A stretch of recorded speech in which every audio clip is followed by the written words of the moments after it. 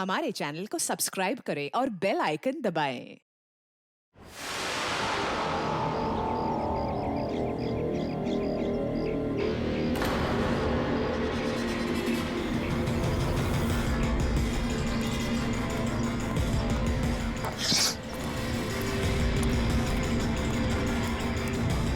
ए, रुको, कौन हो तुम?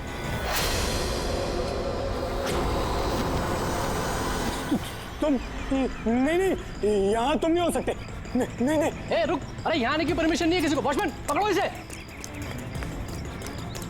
वो देखो भाग रहा है, पकड़ो उसे।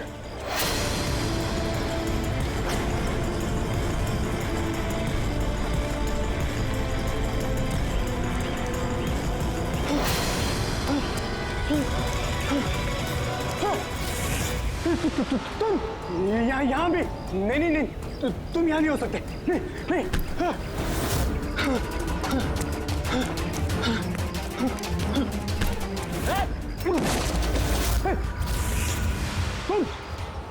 तुम मेरे पीछे क्यों पड़े? तुम मुझे मार दोगे। अरे कौन है? रुक!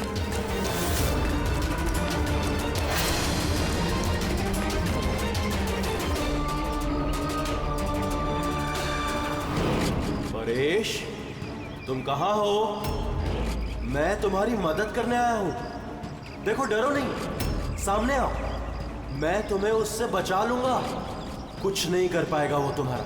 सामने आओ परेश।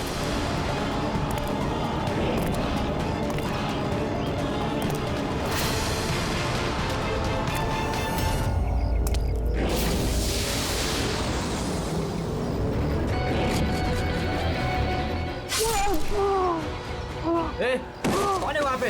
हाँ?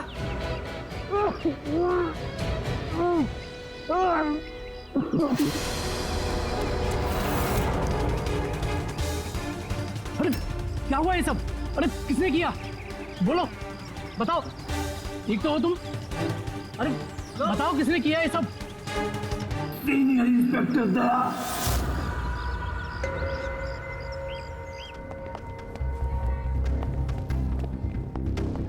हाँ डॉक्टर साहब। पेशेंट खतरे के बाहर है, लेकिन अभी भी बेहोश है। कौन है, कुछ पता चला? हाँ, इसका नाम परेश है, लेकिन अभी तक बेहोश है। होश में आने के बाद आप लोग मिल सकते हैं। ठीक है डॉक्टर साहब, थैंक यू। वैसे आपने हमें क्यों बुलाया? इनके कारण। इनका कहना है कि हमला करने वाला आप ही की टीम का है। व्हाट? क्या बकवास कर रहे हैं आप? सीआईडी का काम होता है आम आदमी को मुजरिमों से बचाना, हमला करना नहीं, समझे आप?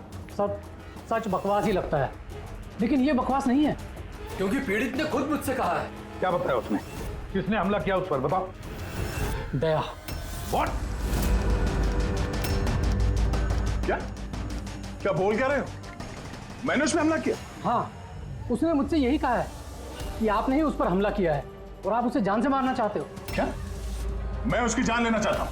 हाँ सर, मुझे लगता है कि आपको दया को अरेस्ट कर लेना चाहिए।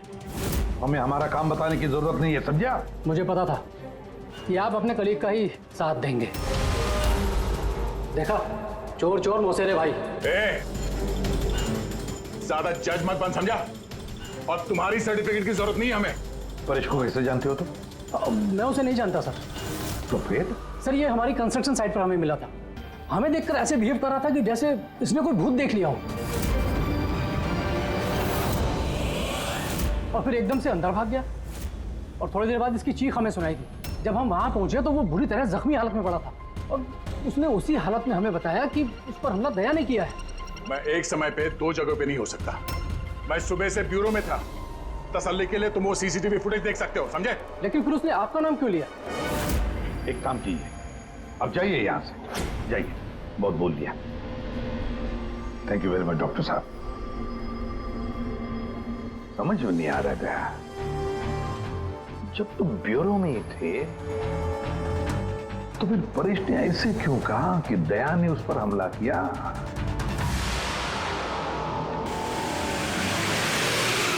एक बात बताइए, जब आप लोगों ने यहाँ पे परेश को जख्मी हालत में देखा था तो उसके साथ में कोई था या किसी को आते जाते देखा हो?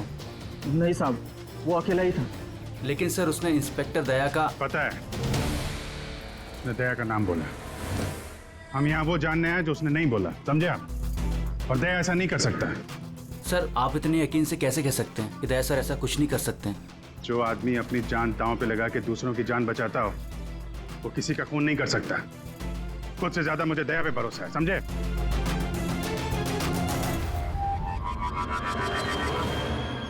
आसपास चेक करते हैं, शायद कोई सबूत मिल जाए।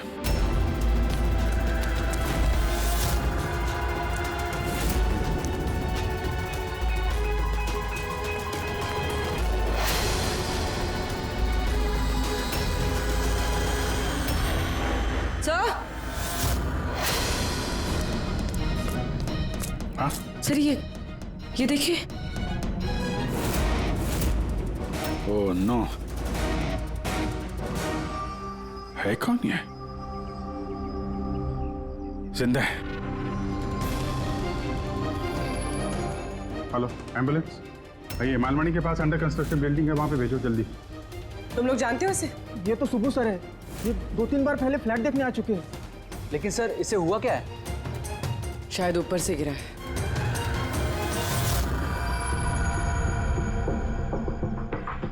ऊपर से गिरा है या फिर गिराया गया है?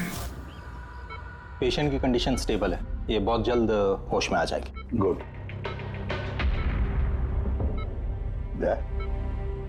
क्या हो गया इसे? तुम ऐसे क्यों देख रहे हो? जानते हो इसे? साहब, अभिजीत तुम यहाँ क्या कर रहे हो? जिस अंडर कंस्ट्रक्शन बिल्डिंग में इस परेश पे हमला हुआ है वहां पे हमें एक और आदमी जख्मी हालत में मिला। और एक आदमी? कौन है वो? तो वॉचमैन बता रहा था उसका नाम सुबू है, वहां पे 2-3 बार आया था मकान देखने के लिए। उसके हाथ में से हमें ये कपड़े का टुकड़ा मिला है। अच्छा, छोड़ दो मुझे मत मारो, छोड़ दो मुझे, मत मारो मुझे, छोड़ दो मुझे। परेश, परेश, मैं इसे भी प्रद्युमन सीआईडी से, घबराओ मत, तुम्हें कोई कुछ नहीं करेगा, हम तुम्हारे साथ हैं। दया, दया छोड़ दो मुझे, दया छोड़ दो मुझे, मुझे मत मारो दया। परेश दया तुम्हारे सामने खड़ा है, मैं इसे भी प्रद्युमन हूँ। दया, दया छोड़ दो मुझे, छोड़ दो मुझे। परेश, दया, दया तुम जाओ, दया तुम क्या चाहते हो मुझसे? दया छोड़ दो मुझे। परेश क्या बात कर रहे हो? दया, दया छोड़ दो मुझे, मुझे मत मारो दया। परेश मैं दया नहीं, मैं अभिजीत हूँ।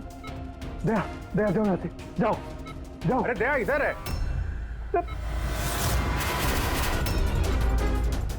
दया छोड़ दो मुझे, मुझे मत मार दो दया। परेश इधर देखो, हम पहले मिल चुके हैं, तुम जानते हो मुझे। दया छोड़ दो मुझे, मुझे मत मारो। सब दया हो, तुम सब दया हो, मुझे मत मारो। डॉक्टर, दया छोड़ दो मुझे, डॉक्टर, दया छोड़ दो मुझे। डॉक्टर साहब, परेश, देखिए ना क्या हो गया इसको? दया छोड़ दो मुझे, मुझे एक मिनट, सब दया, सब दया कुछ नहीं होगा तुम्हें। एक मिनट, सब दया हो तुम, सब दया हो तुम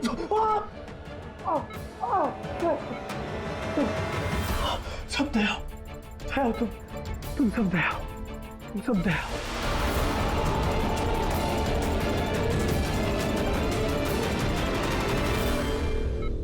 ये चक्कर है क्या? और हर किसी के चेहरे में उसे मेरा चेहरा नजर आता है। हाँ वही तो, इसलिए जब उसने उस आर्किटेक्ट को, उसके असिस्टेंट को, उस वॉचमैन को देखा तो ऐसे बर्ताव करने लगा जैसे उसने भूत देखा है। और उसके दिमाग का भूत दया तुम हो, तुम।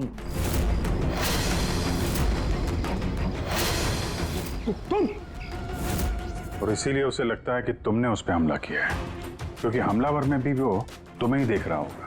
तो मेरी समझ में ये बात नहीं आ रही सर कि मेरा ही चेहरा क्यों? दया, तुम कह रहे थे ना इसे तुम पहले से जानते हो, कैसे? सर लगभग 15 साल पहले मैंने इसे गिरफ्तार किया था सर। हाँ, और 2 साल पहले ये जेल से छूट गया, और पिछले 2 साल में अलग अलग केस में मैंने इसे 2 बार अरेस्ट किया सर।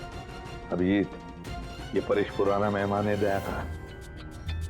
और परेश पे हमला किया किसने और क्यों?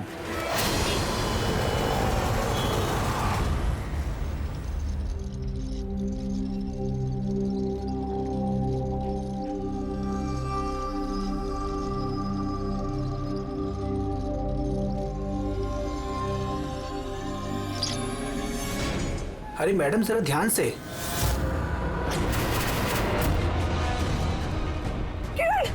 कौन किरण? मैं कोई किरण नहीं हूँ।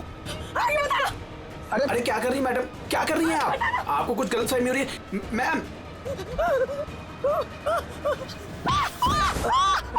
अरे मैडम, आप ठीक तो हो ना? किरण? कौन किरण?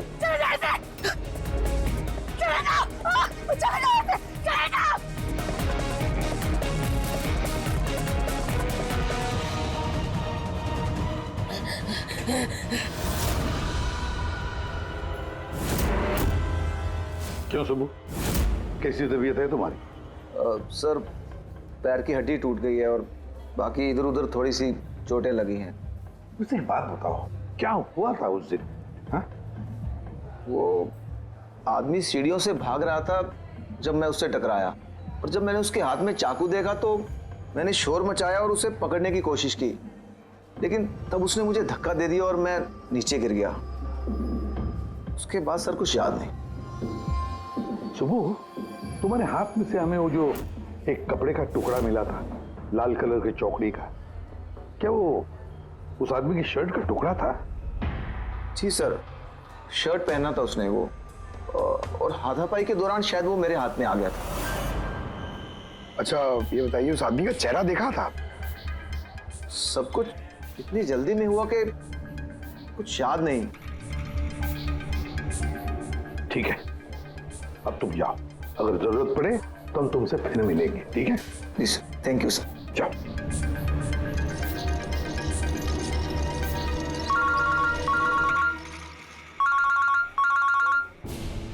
आदया, क्या? कहां पर? अच्छा ठीक है, मैं अभिजीत और पूर्वी को भेजता हूं उधर। हाँ हाँ, अभी अभी। यस। क्या हुआ सर? मैं बता रहा था कि किसी सुपरमार्केट में एक औरत आसपास के सभी लोगों पर हमला कर रही थी और हर एक को किरण किरण किरण नाम से पुकार रही थी। देखिए मैडम, हम लोग सीआईडी से हैं, आपकी मदद करने के लिए आए हैं, ठीक है? ये चाकू हमें दीजिए। तुम्हें किरण हो? देखिए मैडम, मैं किरण नहीं हूँ, मैं इंस्पेक्टर अभिजीत हूँ। मैं तुम्हें भी जान से मार दूंगी। मैं नहीं छोड़ूंगी। आप प्लीज नहीं छोड़ूंगी। चाकू रखिए। तुम भी किरण हो, मैं बोल। क्या हुआ? सॉरी। Oh no. अरे क्या हो गया? ये औरत गिर कैसे गई? क्या हुआ? हटिए, आजा। एक्सक्यूज मी, हटिए, पीछे हटिए। एक मिनट पीछे आइए।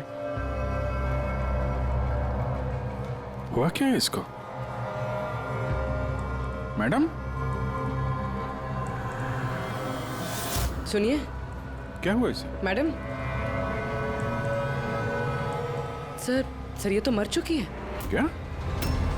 इसके शरीर में टेट्राकोटॉक्सिन या ब्यूरारे नाम का जहर इंजेक्ट किया गया था, जिसकी एक बूंद भी जानलेवा हो सकती है। मगर ये जहर तो हमारे देश में आसानी से नहीं मिलता ना?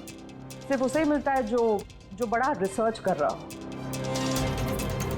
तो भगदड़ में किसी ने वो पॉइजन इसे इंजेक्ट कर दिया।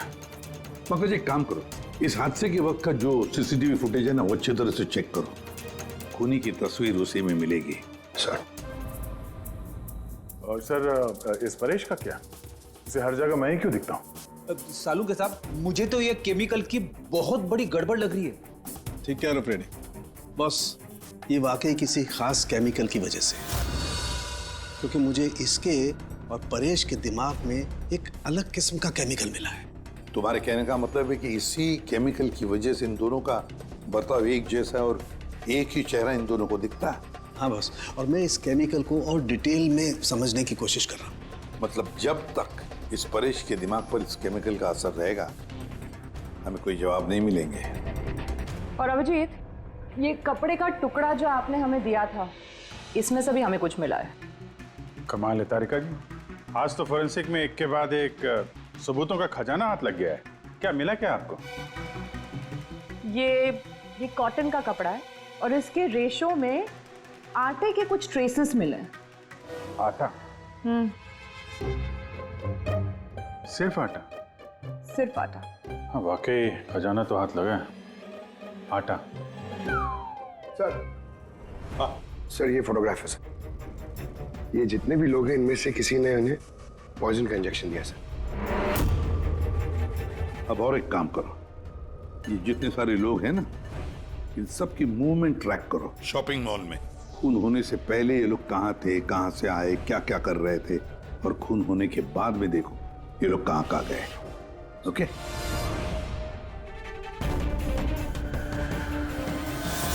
सर मैंने इस औरत का बैकग्राउंड चेक किया। इसका नाम शिप्रा है। ये एक हाउसवाइफ थी। सर परेश तो फिर भी एक मुजरिम है, उसकी कई दुश्मन हो सकते हैं, लेकिन इसकी किससे क्या दुश्मनी हो सकती है? वजह तो कुछ भी हो सकती है पूर्वी, लेकिन एक बात कॉमन है शिप्रा और परेश के बीच में, उन दोनों के ब्रेन में वही केमिकल मिला है, तो उन दोनों का दुश्मन भी एक ही हो सकता है। इस किरण के बारे में क्या पता चला? सर किरण शिप्रा का पति था और 2 साल पहले ही उसकी मौत हो चुकी थी। सर किरण शिप्रा को काफी मारता पीटता भी था। कोई ना कोई बात तो है इस परेश और शिप्रा के बीच में, कोई कॉमन बात, जिसकी वजह से ये दोनों भी उस खूनी के निशाने पर आ गए। क्या हो सकती है वो कॉमन बात? क्या हो सकती है? सर मैं परेश के पड़ोस में पिछले 5 साल से रहता हूँ, पर अजीब बात है सर, ना मैंने उसे कभी देखा, ना कभी मुलाकात हुई। और कोई नहीं है परिवार में उसके? सर उसके पिताजी थे, जिनकी मौत तब हो गई थी जब वो जेल में था, और कोई नहीं है। सर शिप्रा का हस्बैंड बहुत स्ट्रिक्ट था। वो उससे मिलना तो दूर, किसी से बात तक करने अलाउ नहीं करता था। इनफैक्ट वो तो उसको मारता पीटता भी था। सर उसके हस्बैंड के डेथ के बाद ना मैंने बहुत कोशिश की कि मैं उससे बात करूं, उससे पूछूं, लेकिन उसने इंटरेस्ट नहीं रखा। अच्छा, उसका कोई करीबी दोस्त, कोई रिश्तेदार नहीं था क्या? सर मुझे नहीं लगता कि होगा। ऐसे शिप्रा और परेश दोनों की जिंदगी में एक बात कॉमन, दोनों जिंदगी में अकेले थे, ना कोई दोस्त, ना कोई रिश्तेदार। सर दोनों में एक चीज कॉमन है। क्या? सर हमने परेश और शिप्रा का कंप्यूटर चेक किया, तो उनकी कंप्यूटर हिस्ट्री से पता चला है कि दोनों ने ही ऑनलाइन सपोर्ट ग्रुप ज्वाइन किया था। अच्छा, ऑनलाइन सपोर्ट ग्रुप मतलब? सर ये ग्रुप्स है जो डिप्रेशन, लोनलीनेस, ड्रग एडिक्शन और अल्कोहलिज्म में फंसे होते हैं, उनकी काउंसलिंग करता है और उनकी मदद करता है। सर शिप्रा ने 2 हफ्ते पहले ही एक ऐसा ग्रुप ज्वाइन किया था जो शादीशुदा जिंदगी में परेशान लोगों की मदद करता है, और परेश ने अपने अकेलेपन से निकलने के लिए पिछले महीने ही ऐसा ग्रुप ज्वाइन किया था। अजीब इत्तेफाक है, दोनों ने ऑनलाइन ग्रुप ज्वाइन किया और दोनों को एक ही तरीके की परेशानी हुई। कुछ पता चला इस ग्रुप के बारे में? सर हमारा साइबर एक्सपर्ट राज इस ग्रुप को ट्रेस करने की कोशिश कर रहा है, जल्दी कुछ पता चल जाएगा। सर हाँ सर, शिप्रा का खून इसी आदमी ने किया। जिस वक्त उसका खून हुआ था उस वक्त जितने भी लोग मौजूद थे, ये सबसे ज्यादा अजीब है सर। जिस वक्त अभिजीत सर और पूर्वी सुपरमार्केट पहुंचे थे, ठीक उसी वक्त ये आदमी वहां पहुंचा था सर, और भीड़ में घुस गया था, और जब शिप्रा की मौत हुई तो फटाफट वहां से भाग गया। रेडी, काम करो, हमारा डेटाबेस चेक करो, शायद इसके बारे में कुछ पता चले, कोई लीड मिल जाए। इसका मतलब है सर ये खूनी सुपरमार्केट में कुछ खरीदने नहीं बल्कि शिप्रा को मारने के लिए आया था।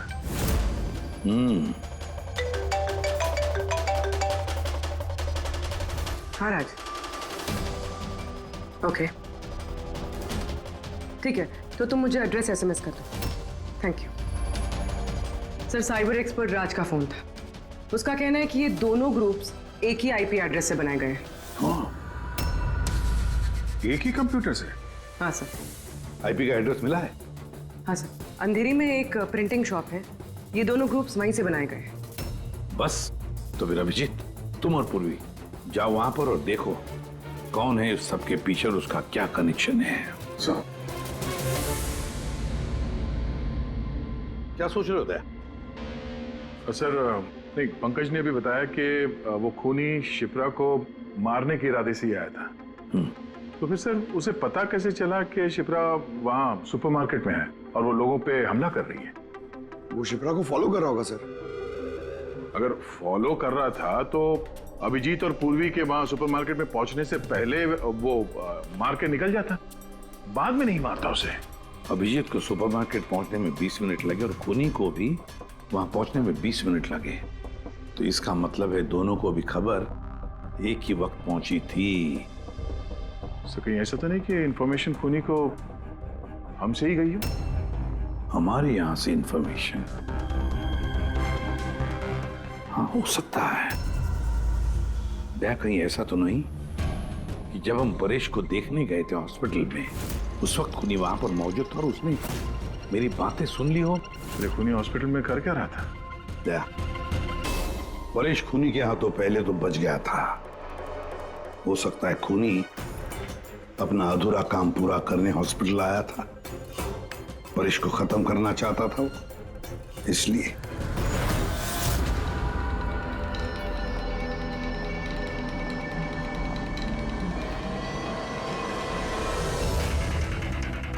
डॉक्टर साहब, क्या आपने इस आदमी को देखा है?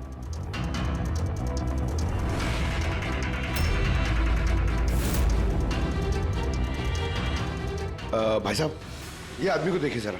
इस हॉस्पिटल में इसको देखा है कहीं? हाँ हाँ, इसको तो मैंने देखा है। कहाँ देखा है? वहाँ वेटिंग रूम में।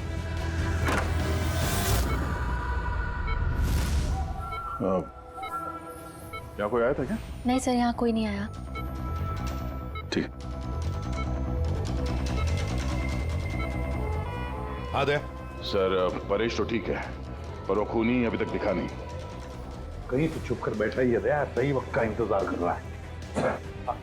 वेटिंग रूम में भी चेक किया सर, अभी कोई नहीं है। तो यही पता है, पर कहाँ छुप कर बैठा है ये?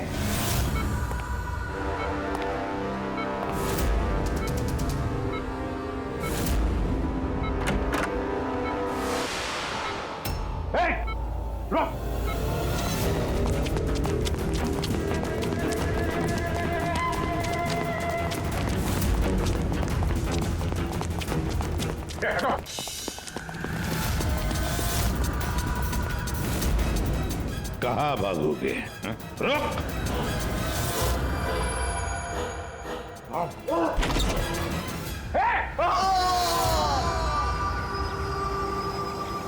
My God! हाँ भाई, क्या मिला? सर ये दोनों साइड डिलीट किए जा चुके हैं, अब वो ऑपरेशनल नहीं है। मतलब अपराधी ने सबूत मिटा दिया?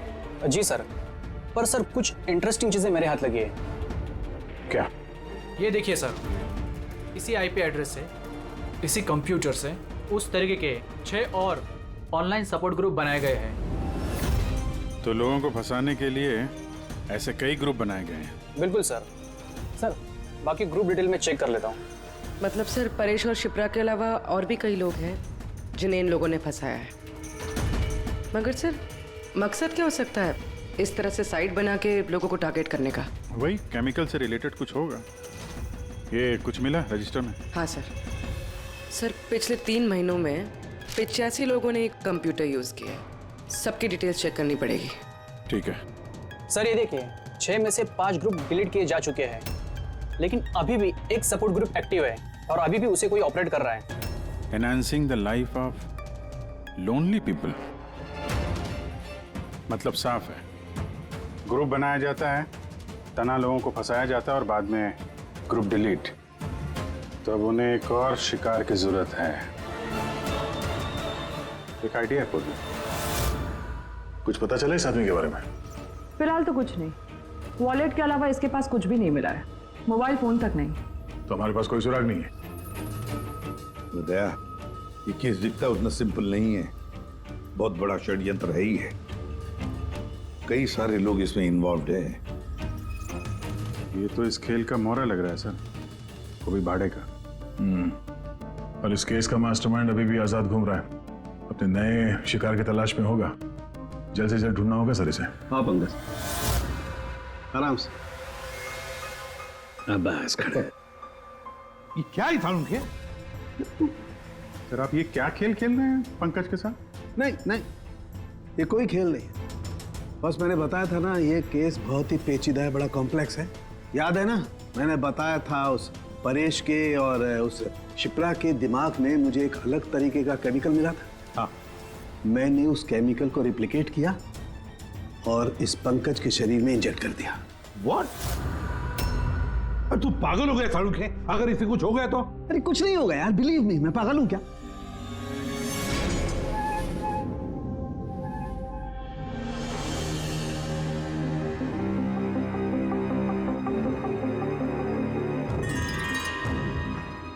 पंकज, अब आंखें खोलो, देखो तुम्हारे सामने कौन खड़ा है।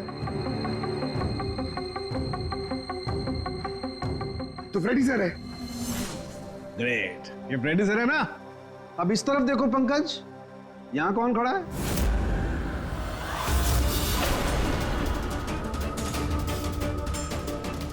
ये कैसे हो सकता है? ये इधर फ्रेडी सर, यहाँ फ्रेडी सर। मतलब शाहरुख है, ये परेश और शिप्रा के साथ यही हो रहा? बंद कर। बस बस, पट्टी लगा लो, पट्टी लगा लो बस। ये देखा बस, इसे फ्रेगोली सिंड्रोम कहते हैं।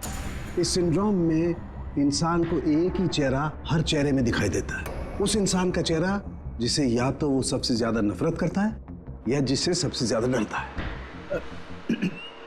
पंकज, मुझसे इतनी नफरत करता है तू? अरे सर, आपसे नफरत थोड़ी करता हूँ सर, आपसे तो मैं डरता हूँ। पंकज को मैंने इस केमिकल का बहुत थोड़ा सा डोज दिया, इसीलिए इस पर वैसा असर नहीं हुआ जैसा शिप्रा पर और परेश पर हुआ था। परेश और शिप्रा को तो इतना हैवी डोज दिया गया था कि उनके दिमाग पर गहरा असर हुआ और साइकोसिस लेवल पर पहुंच गए। इसलिए दोनों ऐसा रिएक्ट कर रहे थे जैसे सामने भूत दिख गया हो। तो इसका मतलब जैसे जैसे परेश के दिमाग से ये केमिकल का असर कम होगा, नॉर्मल हो जाएगा और हमें अपराधी तक पहुंचने का जरिया मिल जाएगा। हो सकता है, लेकिन दावा नहीं कर सकते। और हाँ, हम ये भी नहीं कह सकते कि इस केमिकल का असर कितने दिनों में खत्म होगा।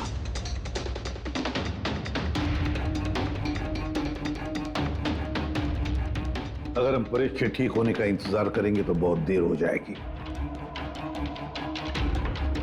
हमें कोई और तरीका ढूंढना होगा, कोई और तरीका। हाँ पूर्वी। सर, मैंने वो ऑनलाइन ग्रुप पे रजिस्टर कर लिया है और डिटेल्स भी एकदम परेश और शिप्रा की तरह थी। नो फ्रेंड्स, नो फैमिली, एकदम अकेले। उन लोगों को ऐसे लोगों की तलाश है।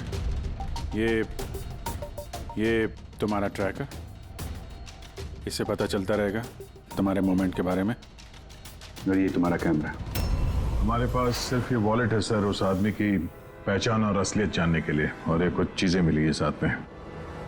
पेट्रोल पंप का बिल, ये होटल का मैच बॉक्स, खरीदा हुआ मैच बॉक्स, ये नंबर किसका है? ये सेलफोन लगता है किसी?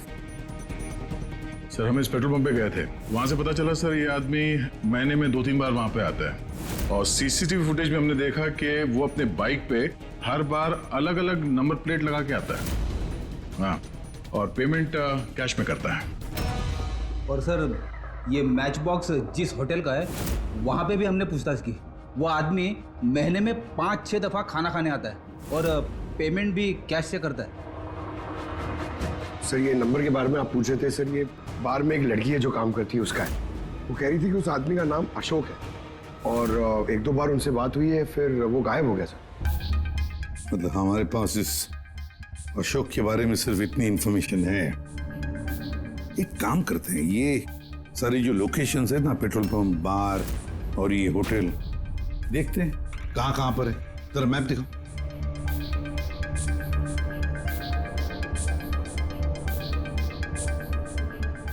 ये वो जगह है जहाँ पे वो पेट्रोल पंप है। सर यहाँ पे बाहर है सर। और सर ये होटल है। बार, ये होटल, पेट्रोल पंप। दया सर, ऐसे नहीं लगता तुम्हें? देखो ना, ये सारे के सारे लोकेशंस 1 किलोमीटर के दायरे में है यहाँ से। हो सकता है सर उसका घर या ऑफिस इस जगह के आसपास ही कहीं। Are you ready? I'm ready. चल चल। हाँ।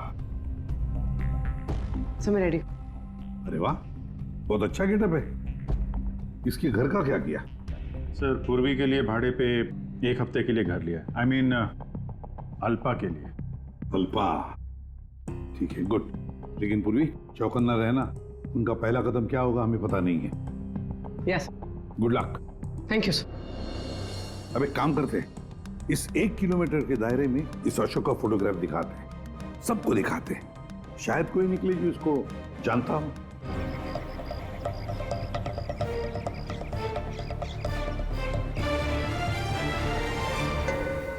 पूर्वी। हाँ सर। चौकन्ना रहना। सर यहाँ पे तो सब ठीक है।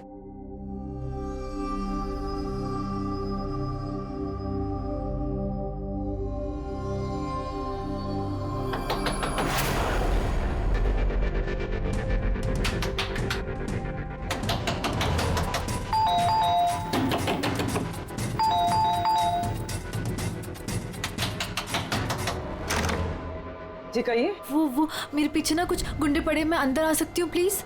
1 मिनट।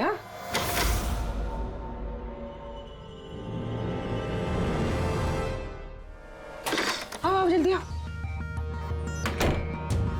क्या क्या क्या हुआ क्या तुम्हें? अरे ये तो आदिति है, शिप्रा की पड़ोसन। वो एक्चुअली मेरे पीछे कुछ गुंडे पड़ गए थे, मुझे समझ नहीं आ रहा था, इसलिए मैं आपके घर आ गई। कोई बात नहीं। Thank you miss. अल्पा। और तुम? अदिति। बैठो। आप प्लीज मुझे 1 गिलास पानी देंगे प्लीज? अभी लाती हूँ।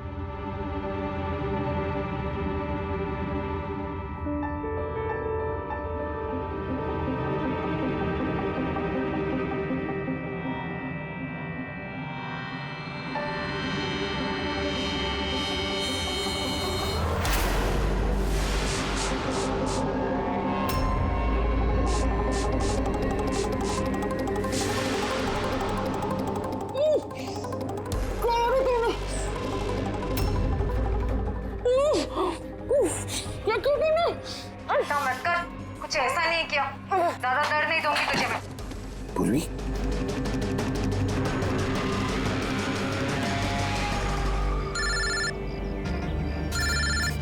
हाँ सर।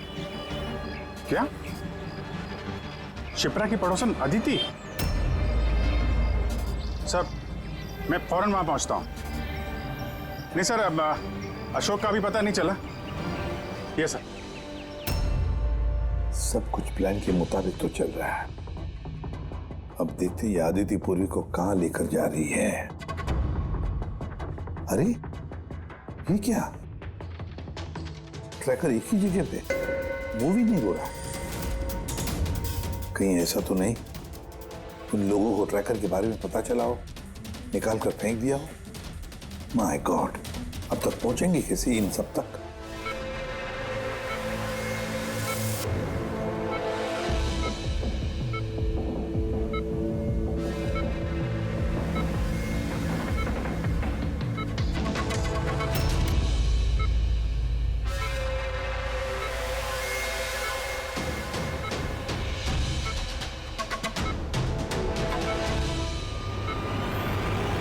चलो, तुम्हारे दवा का वक्त हो गया है, अब अच्छे बच्चे की तरह दवा लो।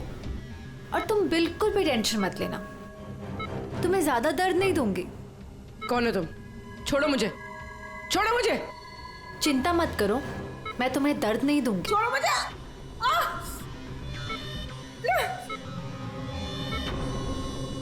मैंने तुम्हें मना किया था ना कि कुछ दिनों के लिए हम किसी नए लोगों को नहीं लाएंगे, क्योंकि सीआईडी वाले हमें पागलों की तरह ढूंढ रहे हैं। हमारी कोई भी लापरवाही हमें बहुत महंगी पड़ सकती है। सर अदिति का घर बंद था, दरवाजा तोड़ के हम लोग अंदर भी घुसे पर कुछ हाथ नहीं लगा सर। इस अशोक का भी कुछ पता नहीं चल रहा है। सर ऐसा लग रहा है हमारे लिए सारे रास्ते बंद हो गए। नहीं फ्रेडी, हमारे लिए कोई रास्ता बंद नहीं होता, हम सीआईडी वाले रास्ता बनाते हैं। सर वो लोग कहीं पूर्वी को केमिकल इंजेक्शन ना दे दे। नहीं, कुछ नहीं करेंगे वो लोग, पूरी को कुछ नहीं होगा। कोई तो बात हम मिस कर रहे हैं, कोई तो बात है जो हमसे छूट रही है, पर क्या क्या हो सकती है वो बात? सर वो कपड़े का टुकड़ा जो हमें सुबह के हाथ में मिला था, उसके रेशे में आटा मिला था हमें। हाँ सर, आटा। जब मैं अशोक के बारे में रोड पे लोगों से पूछ रहा था, हाँ, तो वहां पे मैंने एक आटा की चक्की देखी थी और उसके पीछे एक पुरानी बिल्डिंग भी है। तो फिर जरूर वो आदमी जिसने परेश पर हमला किया उस आटे की चक्की के आसपास ही रहता होगा, इसीलिए तो उसकी शर्ट पर आटा आ गया। तो ये भी तो हो सकता है कि परेश पे हमला करने वाला अशोक ही हो। सर वो कपड़े का टुकड़ा भी अशोक का ही हो सकता है। ये भी हो सकता है कि परेश पे हमला करने वाला और ये अशोक दोनों एक गैंग के लिए काम करते हो और वो गैंग आटे के चक्की के आसपास होगा। सबके सब आटे के चक्की के आसपास ही हो गया अभिजीत, और पूर्वी को भी उस चक्की के आसपास ही रखा होगा।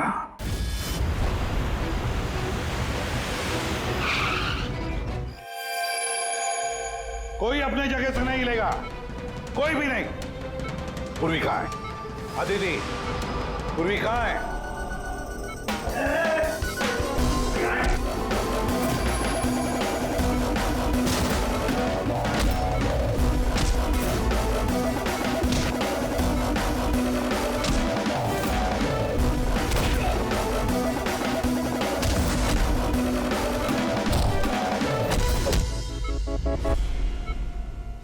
सब नर्सेज और डॉक्टर इस तरफ आ जाओ। चले, चलो तुम भी जल्दी। डॉक्टर अदिति, पूर्वी कहाँ है? पूर्वी कहाँ है?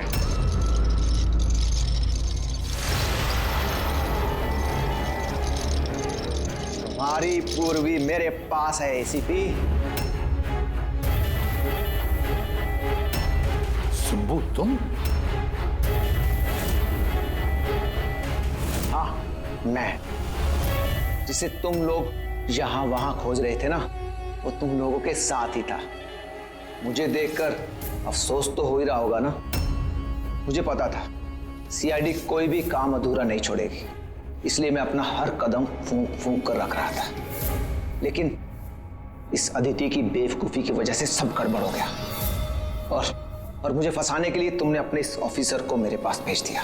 लेकिन अब ये मेरे जाल में फंस चुकी है और मुझे यही यहां से बाहर निकालेगी। तुम्हें क्या लगता है पूर्वी की आड़ लेकर तुम हमसे बच जाओगे? नहीं, लगता नहीं है, ऐसा ही होगा।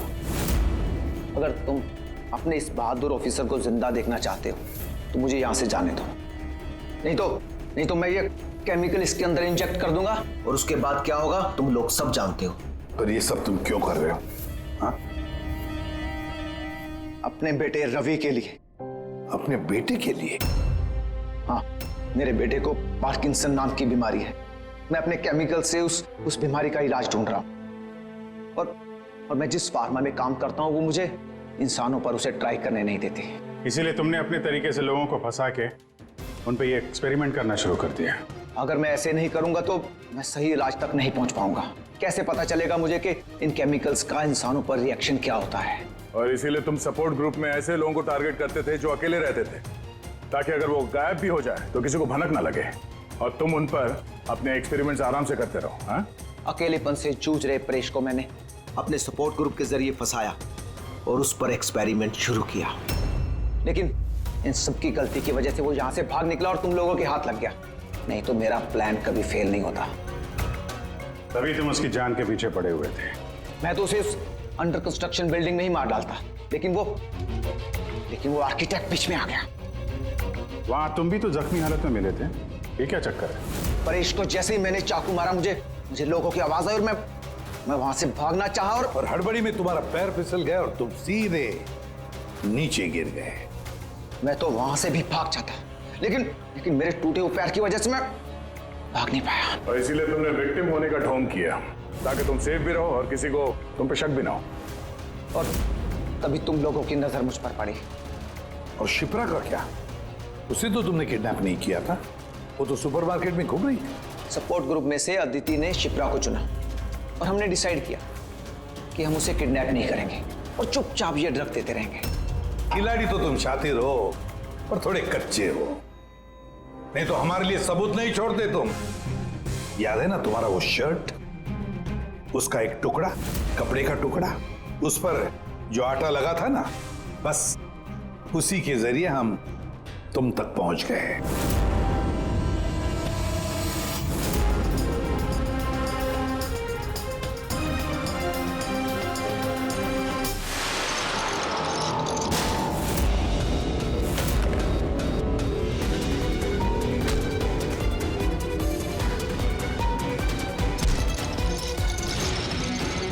पूर्वी,